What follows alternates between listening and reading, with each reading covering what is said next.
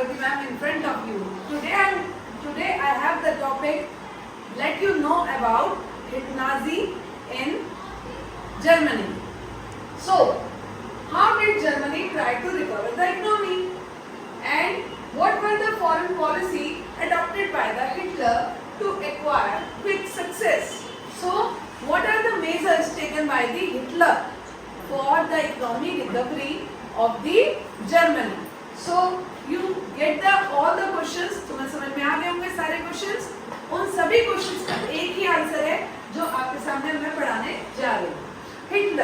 Hitler, जैसे कि आप जानते हैं, he proved himself as a dictator. When Hitler assigned the responsibility, as Hitler proved himself in Nazi propaganda that Hitler was a messiah or a savior. Nazi propaganda में ऐसे Hitler को present किया गया था, प्रोजेक्ट किया गया था जैसे कि हिटलर एक मसीहा है, एक सेवियर है. But when to prove this मसीहा टर्म, इस मसीहा टर्म को प्रूव करने के लिए, इकोनॉमी रिकवरी करने के लिए, जॉब अवेलेबल कराने के लिए, अनएम्प्लॉयमेंट दूर करने के लिए और पॉवर्टी को दूर करने, इरेडिकेट करने के लिए क्या स्टेप हिटलर ने लिए?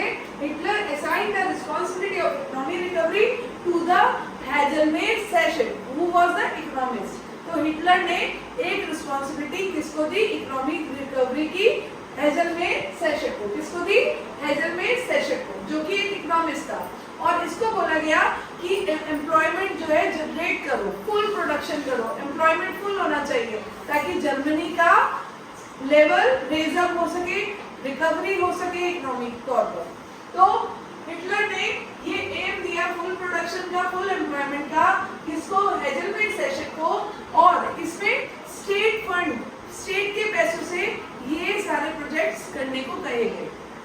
तो सबसे पहले ये प्रोजेक्ट जो था, इसमें प्रोड्यूस किया इन्होंने फेमस जर्मन हाईवेज. उन्होंने कहा कि सबसे पहले हम जर्मन हाईवेज बनाएंगे, सुपर हाईवेज बनाएंगे. And second thing, Volkswagen car, the people's car, हम सबकी कार. तो जैसे ही कार बिकेगी, मार्केट में काम बढ़ेगा, जैसे ही डिमांड बढ़ेगी तो जनरेट होगी कहीं ना कहीं एम्प्लॉयमेंट. और जैसे जैसे सुपर हाईवेज बनेंगे तो जॉब्स मिलेंगी सभी लोगों को. तो इस तरीके से ये डिजाइन किया गया कि सब लोगों की कैसे एम्प्लॉयमेंट जनरेट किया जाए, सबके लिए काम का प्रोडक्शन करके. तो जैसे प्रोडक्शन बढ़ेगा तो ऑटोमेटिकली एम्प्लॉयमेंट जनरेट होगी. तो अब फॉरेन पॉलिसी, लेकिन हिटलर को इसमें सेटिस्फेक्शन नहीं मिला. हिटलर को ये लगा अगर हम इस स्पीड से रिकवरी करेंगे तो हम बहुत पीछे रह जाएंगे. तो हिटलर ने एक श्योर, मतलब कहते हैं ना, शॉर्टकट अपनाया. वो शॉर्टकट क्या था बेटा? Foreign policy. वो शॉर्टकट क्या था? Foreign policy. हिटलर ने क्विक सक्सेस के लिए फॉरेन पॉलिसी अपनाई. जैसे कि एक उसने स्लोगन पास किया, one people one empire one leader. Again I repeat, one people one empire one leader. जिसके तहत उसने कहा हिटलर ने कि राइनलैंड अपना वापस ले लिया, लीग ऑफ नेशंस को पुल्ड ऑफ कर दिया. मींस कि जब ट्रीटी, पीस ट्रीटी साइन हुआ था वर्सेलिस में, तो एट दैट टाइम ये राइनलैंड उनसे ले लिया गया था. तो हिटलर ने अपना राइनलैंड वापस लिया और ऑस्ट्रिया और जर्मनी, इसको एक स्लोगन के अंदर मर्ज कर दिया. ऑस्ट्रिया और जर्मनी को एक स्लोगन के अंदर मर्ज कर दिया. वो स्लोगन अगेन वही है, one people one empire one leader. One people one empire and one leader. Yes everyone. तो इसी स्लोगन के अंदर ऑस्ट्रिया और जर्मनी को मर्ज किया गया कि हमारी तो सबकी एक ही लैंग्वेज है और एक ही, हम सब एक ही हैं, तो एक ही लीडर होना चाहिए. दैट इज व्हाई इस स्लोगन के अंदर उन्होंने ऑस्ट्रिया और जर्मनी को मर्ज कर दिया. देन उसने सुडेटनलैंड, चेकोस्लोवाकिया से भी लेने के लिए यही पॉलिसी अडॉप्ट करी कि सुडेटनलैंड को भी चेकोस्लोवाकिया से ले लिया.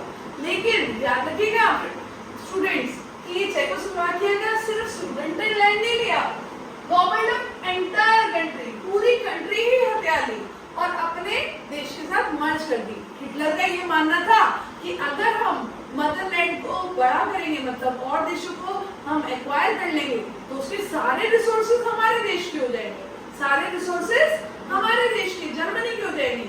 तो इस सोच को रखते हुए हिटलर ने एक्वायर करना शुरू कर दिया दूसरे देशों को, कंट्रोल करना शुरू कर दिया दूसरे देशों को।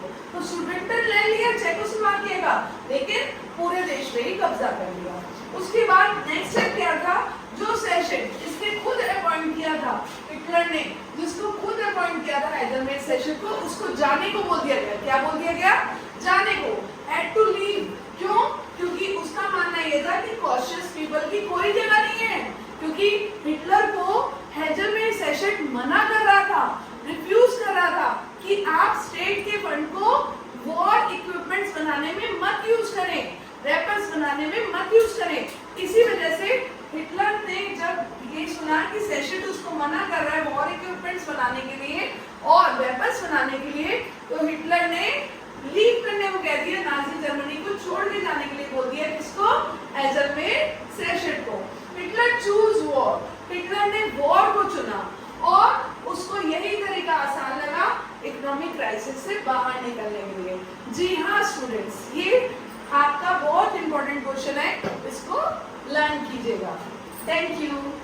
Hello everyone, this is Jagriti ma'am in front of you. Today I am going to teach you about Nazism. Yes, Nazism का एक बहुत इंपॉर्टेंट क्वेश्चन है, जैसे कि आप देख सकते हैं यहाँ पर मैंने ऊपर 3 क्वेश्चंस लिखे हुए हैं। What happened in the Second World War and what was the tripartite pact of Nazi Germany and how did Hitler was at his pinnacle of his power? बेटा फर्स्ट ऑफ ऑल ये तीनों question का एक ही answer है। जी हाँ, 3 questions 1 answer. It means when you learn about these 3 questions, so you need to learn only a single answer. And now you need to understand the topic.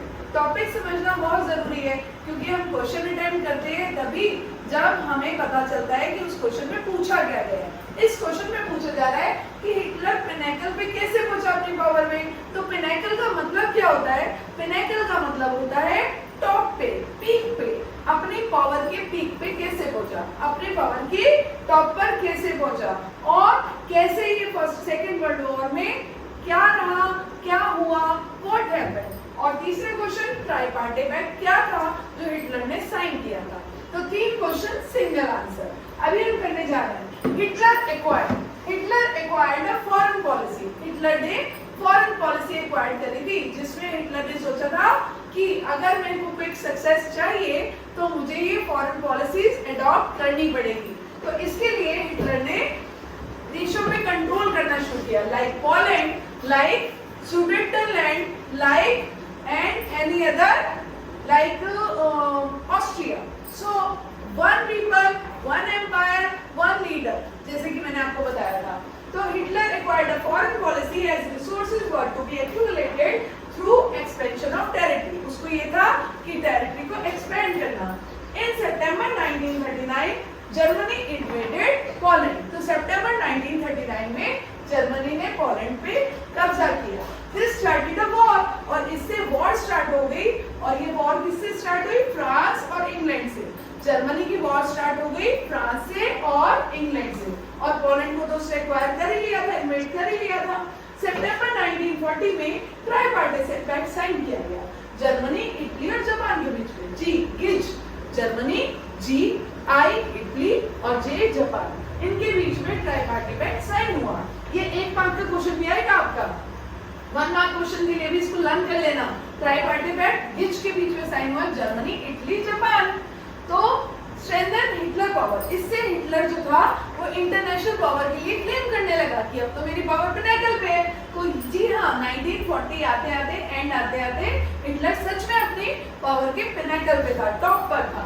तो Hitler now move to achieve his long term goals. अब उसका long term goal क्या था कि eastern Europe पे भी अपना कब्जा करना। तो ईस्टर्न यूरोप पे कब्जा करने के लिए उसने अटैक किया सोवियत यूनियन पे, यूएसएसआर पे, जो जून 1941 में। तो जब जापान ने अपनी पावर और सपोर्ट एक्सटेंड किया, हिटलर को और सपोर्ट करना शुरू किया, क्योंकि यहाँ पर जापान का साइन तो हो ही गया था ट्राइपार्टीट पैक्ट। तो जब जापान ने अपनी सपोर्ट को एक्सटेंड किया हिटलर की तरफ, तो उसने बॉम्ब फेंक दिया पर्ल हार्बर पे, यूएसए के पर्ल हार्बर पे उसने बॉम्ब फेंक दिया। तो और यूएसए ने एंट्री ले ली सेकेंड सेकेंड वर्ल्ड वॉर में। अब यूएसए किसकी तरफ से लड़ रहा था? फ्रांस इंग्लैंड की तरफ से और रशिया। तो ये जो तीन देश थे, Russia, Soviet union, France, England और पोलैंड, और इसके साथ एक और ज्वाइन हो गया बेटा कौन? सेकेंड वर्ल्ड वॉर में, दैट इज यूएसए। तो वॉर एंडेड इन मई 1945 जब हिटलर की हार हुई और जब यूएसए ने 2 बम गिराए हिरोशिमा पे और नागासाकी पे, जिसके बाद जापान ने अपने घुटने टेक दिए और हिटलर ने अपने आप को शॉट कर लिया अंडर द बंकर में जाकर। तो जी हाँ, learn this question. Thank you for watching.